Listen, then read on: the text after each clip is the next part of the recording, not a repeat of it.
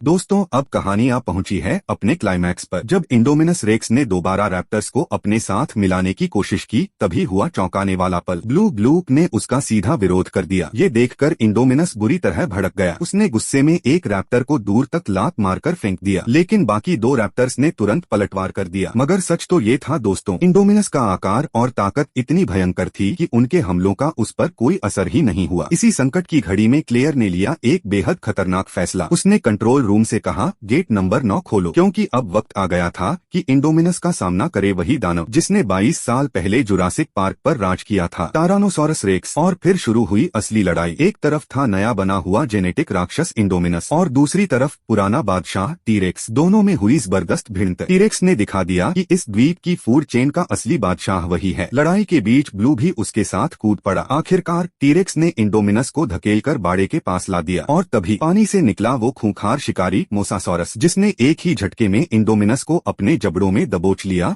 और हमेशा के लिए खत्म कर दिया। लड़ाई के बाद ब्लू और टीरेक्स की नजरें आपस में मिली। उन आंखों में था सम्मान और भरोसा। और फिर टीरेक्स धीरे धीरे अंधेरे में गायब हो गया। अब ओवेन समझ चुका था, ब्लू को भी आजाद करना होगा, क्योंकि असली घर है ये जंगली द्वीप, न कि कोई लैब का पिंजरा। सुबह होते ही जख्मी लेकिन शान से भरा टीरेक्स हेलीपैड के बीचों बीच पहुंचा। उसकी गरजती हुई दहाड़ मानो पूरे नुब्ला आइलैंड को बता रही थी, मैं ही इस द्वीप का असली राजा हूँ।